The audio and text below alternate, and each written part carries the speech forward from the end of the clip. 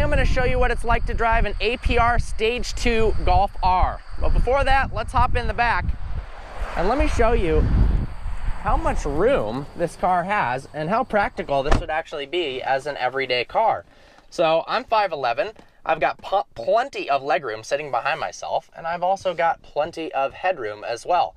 The owner of this car weighs almost 300 pounds and is 6'3", and he loves it. There's also plenty of room in the back for golf clubs or camera equipment. Let's go and drive this thing.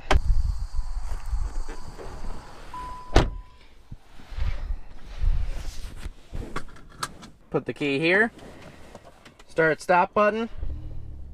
This car has a ton of aftermarket modifications, too much to cover all of them. But as a general little overview, this is an APR Stage 2 car, which means it has an intake, downpipe, exhaust, and a tune. We've got an APR intake, a Corsa performance exhaust, APR tune, and a whole host of other upgrades as well. Single mass flywheel, we got a Stage 3 clutch, which can take a heck of a lot of beating. Got a nice APR boost gauge here. The instrument cluster is very plain, but it looks nice, a lot nicer than the Focus RS. The steering wheel is comfortable. I wish it was a little bit thicker. I like the piano black trim. It looks nice, as well as the stitching. The seats are very comfortable, as well as being supportive. We've also got some lighting in here. When it gets dark, this lights up in some nice blue. Overall, it feels like it has really good build quality, but you know what? That is not what this car is about. It is about the performance, so let's put it in first. Let's turn traction control off, hold that for a few seconds, turns it totally off. We've got different driving modes here. Let's put it into race and see how this thing does. APR Stage 2 means 392 horsepower and 409 pound-feet of torque, which is a lot in a car that only weighs 3,300 pounds. This car absolutely rips.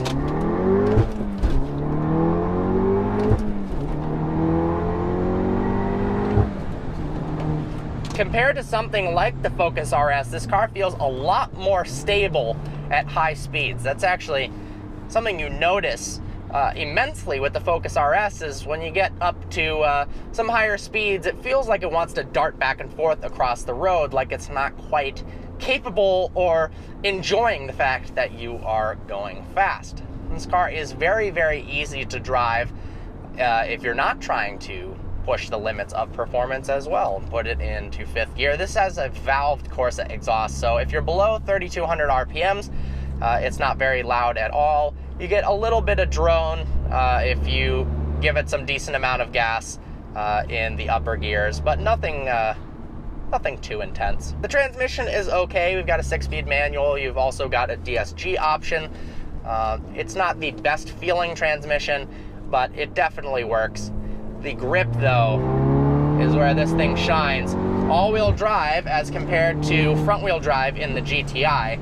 And oh my God, is this thing fun in the turns. And almost even more so in a straight line. These cars are pushing out crazy numbers.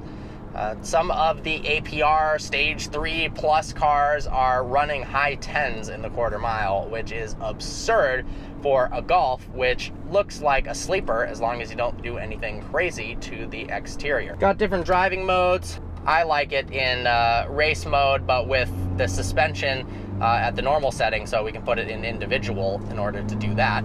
Visibility is very, very nice out the front, the sides, and the rear. This car feels spacious, and it is really, really comfortable. You can absolutely daily drive this thing, even with a racing clutch and a ridiculous amount of performance. The car is very suitable for daily driving. Steering is a little bit lighter, even in the race setting, than I would like. A little bit more stiffness and effort to turn the steering wheel would be nice.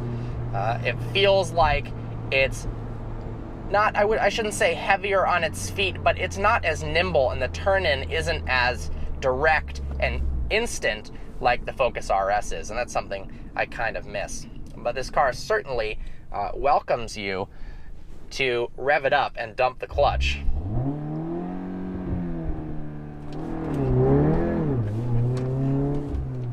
All right, let's see what this thing can do 0 to 60.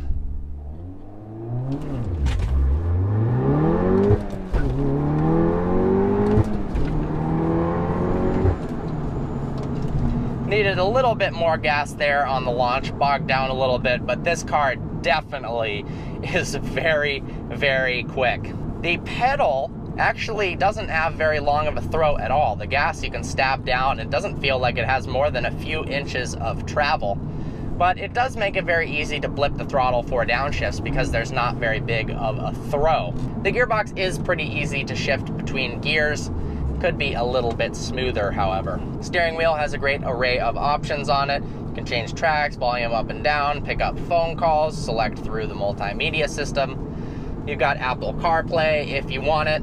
Let's run through some of the options here on the main screen. The graphics are a lot better than something in the Focus RS, the Sync 3 system. Electronic stability control has been deactivated. I wonder if that's going to limit my ability to look through.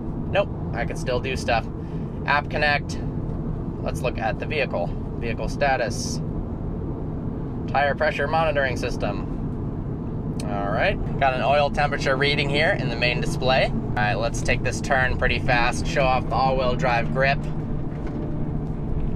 Oh, there's too many rocks for that.